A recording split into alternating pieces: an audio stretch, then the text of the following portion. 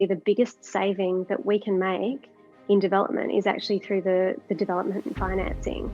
That is where the significant affordability comes from. The most tricky part of this development, not providing car parking. To get it across the line from an authority's perspective. So this is on Florence Street and the project is Nightingale. After seeing the state of housing in Melbourne really not improving, in design quality and affordability, it was about trying to find a new hero.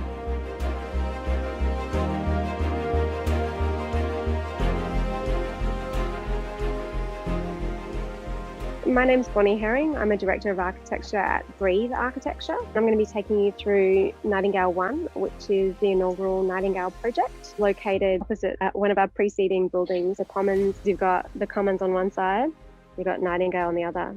A slightly smaller sister to the Commons. The Commons is 24 apartments, whereas Nightingale 1 is 20, and proportionally is a little bit different. My name's Jeremy McLeod. I'm the founder and design director at Breed Architecture. So my role was project instigator and design architect, along with Bonnie Herring. Bonnie did all the hard work. It's located in Brunswick, place of urban renewal. It's an old industrial area, and it's 6 kilometres north of the centre of Melbourne. It's right next to a train station, a bike path, a bus line, and light rail. In Melbourne, we like to call them trams. Very eclectic, diverse community here. There's waves of migration that roll up north, the kind of Turkish and Lebanese quarter. We went through a rezoning process where we rezoned not just this site, but also 42 other sites in the surrounding area. So working closely with the local council about that. Yeah, there are 42 sites in the Anstey Urban Village precinct, and the Commons is one of those. It's immediately adjacent to a train station and a tram line and a bus line and a bike path. The Commons was one of the first buildings to be built. That would be kind of a beacon of hope for other developers coming in, build quality, livability, affordability, sustainability. But what actually happened was other buildings started coming up after that rezoning that were still kind of business as usual. And that's when Nightingale, the kind of evolution of the Commons, was born, to try and make sure that the Commons was seen as a trend or a pathway rather than a blip on the radar. Is the rule rather than the exception. Immediately opposite from the Commons, or diagonally opposite from the Commons, is Nightingale 1, the first evolution, and then diagonally behind Nightingale 1 is Nightingale Anstey. 200 metres to the south is Nightingale Village, which is 6 Nightingale buildings and in a carbon neutral precinct with a car share hub and 450 bikes precinct of 42 sites.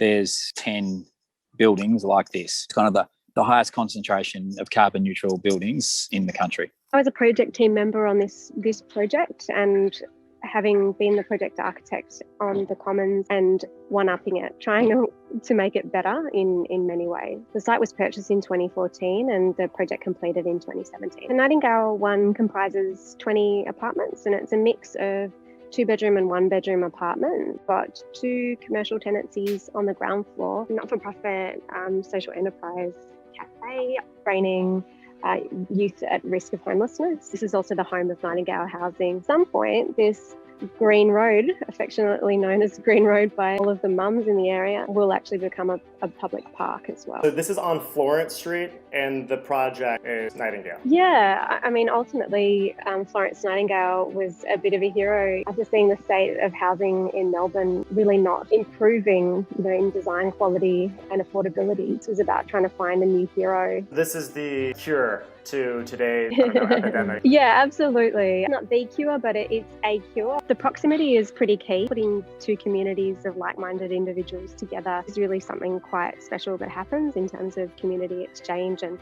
sort of almost seeding community within an area. As part of the process of delivering the Commons, there needed to be a significant swathe of land rezoned to allow multi-residential unit development. As a result, this whole area started to create a bit of a boom in the development sphere, and there was a lot of new development coming through that I can't say is of very good design quality or performative quality for that matter, or financial or environmental sense. When the site became available immediately north of the Commons, it was a wonderful opportunity to really capitalise on that effort of the rezoning. The Commons site completed before you ended up purchasing this other site? It's continued to be bittersweet as we progress in this area and work on further projects. It's definitely ratcheting up the site value, which then tends to ratchet up the building scale as a result to make it affordable ultimately. We tend to rally together to make other development happening in the area even better as well. Initially was completed with 100% owner-occupiers. There was a number of engagement sessions where we gave them options in the real design sense, their own apartment layout and materiality, trying to appeal to first home buyers and to help bridge that gap. We targeted a 5% deposit initially. It was a ballot process. So we, of course, had this prospective future resident list and balloted to them. It was literally a hard hat with people's names on it, pulling them out to get an order in which they would choose their preferred apartment. There is some title restrictions on these condos. We didn't want people to buy these apartments and then wait for it to be built and then flip it. Intent to try and keep this community tight. This resale caveat attached to the title. Basically what it does is it says that if you resell a Nightingale apartment, you can resell it for the price you pay plus the indexing of housing in the suburb. The Nightingale was sold at a capped return on equity investment. We delivered that at cost with a cheaper cost of equity, which then meant that we could sell at under market. It was sold at about $90,000 under market. So the Nightingale is a more successful financial model. But if we're selling under market, well, obviously we wanted to make sure that that affordability piece was passed on into the future. So the resale caveat was then designed to cap the upside. It's meant to run for 20 years. If the average home price in the suburbs goes up by 10% per year. Absolutely right. So one of the problems with the caveat is that because it's linked to the price of housing, after we get to about year 5, we find that the caveat doesn't actually do what we intended. Houses are getting back to about market price after about year 5. So the caveat is not a particularly successful tool to do that. But I guess at the same time, these are very highly desirable units that would go above the median price appreciation. That's true. That's true. And it definitely works for the first 5 years. Yeah, it just limits the uplift to make it more accessible for other future residents to take advantage. Primary design strategies is to build more with less. Both buildings don't have any cars. Enables is an opportunity to activate the streetscape, where with these narrow sites, you would ordinarily be lost to a crossover and a very unfriendly pedestrian experience. There's literally no space for the human to occupy. Not building car parking this time around versus the first time? It was significantly more difficult as we progressed. The most tricky part of this development was actually to get across the line from an authority's perspective by not providing car parking. Some vexatious community commentary that delayed us ended up adding significant cost to the individual apartments as a result of we did modify the design to accommodate 3 car spaces that have yet to be occupied because it just doesn't actually make functional sense. It's tucked around the back, given no love whatsoever. Brunswick is gritty, but there is an inherent charm.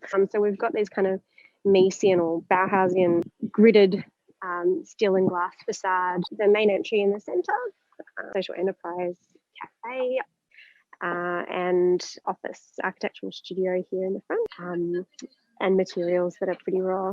It has little pockets to perch, view into Nightingale Housing's office actually, in place of community overlap. You run into your neighbours. Hi Dan. It's a pretty utilitarian space, but it does the job, and this is where our cars, could be, but aren't right now. This one is about 80 square metres. We precast concrete. We do have a proportion of cement replacement to make our concrete more environmentally friendly.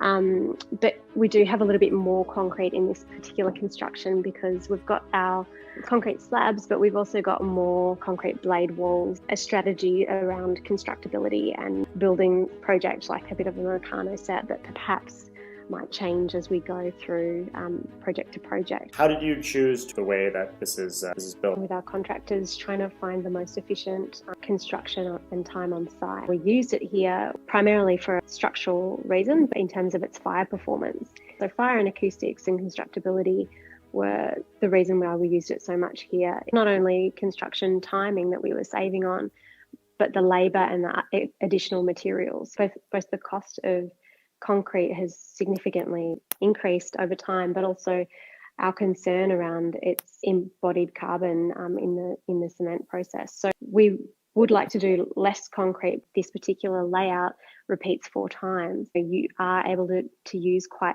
a simple system like this. We've got recycled timber floorboards, reclaimed hydronic panels from another job we were working on, concrete bench tops, brass hardware, tapware, and fixtures. I mean, the brass fittings have been selected because of their lower energy requirements in their manufacture. Not chromed also means not going through a carcinogenic process. It's particularly special because it's got first level and podium level, so it has a significantly more external space. Next iteration of Nightingale coming up right behind me. Hello, Nightingale friend, is due for completion toward the end of this year. So this is a typical bathroom, external courtyard, Australian bluestone flooring, hardwood bench tops, concrete basins, and brass hardware isn't the cheapest when it comes to reducing emissions through reducing its embodied energy. But ultimately, the biggest saving that we can make in development is actually through the development and financing. That is where the significant affordability comes from. It's a very bare bones structure. We're really letting the structure do all the talking. Finishing, I mean, this particular concrete is great, but you know, it's just raw. You got these marks from construction. That's how it comes. There's a lot more tactility and human touch points. Even just the glancing view toward landscape is just incredibly restorative. All right, shall we head upstairs? Who has the better roof deck? There's a rivalry between the two projects of which better roof deck. You are obviously in the profession of building housing product. Now you get to live in it, experiencing the impact of your design. You get to see how the community interacts based on the structure that you made. 100%. You know, it's been incredible, from material usability, thermal efficiency to test flight. But I think the biggest takeaway is really from a community aspect. You know, what can we do in the architecture to augment a successful community? Even things like the bin room becomes really, really important pieces of social infrastructure. The laundries here, you know, that's where you meet people, and because washing your clothes, it's a wonderful equalizer, you know, from a social standpoint. This particular space became so key during lockdown, and as a loophole in lockdown, this became a space where they could interact. And as a new mum myself, you know, that was incredible. I got to learn from my neighbours, and they got to help me understand how to parent in this crazy COVID world. The landscaping shifted to add more grass so that we had places for kids to play, because, you know, in that delay of construction, we, you know, had more babies born into our future communities. So we changed the design. We added more grass to play on, you know, under these lids are some sand pits. So the play space was really emphasised as we were able to deliver this rooftop. Dining areas, so that you can have multiple parties up here, you know, using the space at the same time. You know, space is great for play and for productive gardening. You know, we've got a mud kitchen here again, which is a godsend in lockdown on here. So we've just got a communal crop. I'd say the key difference between this particular project and the Commons is that this one is carbon neutral in operations. It's fossil fuel free. We have a really high coefficient of performance packaged heat pump in here with hot water, domestic hot water, and all of our hydronics heating system. This piece of infrastructure was really key in delivering on that objective. The most innovative component of the delivery of this project has to be the financial model. Through that not-for-profit mechanism, reduce investor profit and delete the developer profit, pass on the savings to residents. You know, there was upwards of 20 ethical investors, impact investors, that assembled together to purchase this site and to mobilise the project, using another consortia of impact investors to enable this project to come to pass. We didn't have a financial history of delivering these projects. The idea of social environmental and financial affordability. A nonprofit building market rate housing is an unusual combination. Managed to remove the development risk from that construction finance because we had pre-sold 100%. Typically the pre-sale requirement might be, half that. Banks have to factor in a level of risk, but when you have 100% pre-sales and a pretty long list waiting for the next one, we were able to de-risk the project. The objective was to deliver housing at cost or below market. We're able to achieve that here. We're always trying to do better. So in the next project, there's directives to deliver social housing products to be blended with the rest of our products. So it's evolving all the while, and all the while trying to improve its impact and house more Melburnians. Fantastic. Well, good luck with the next phase of Nightingale. Yeah, awesome. Well, thank you so much.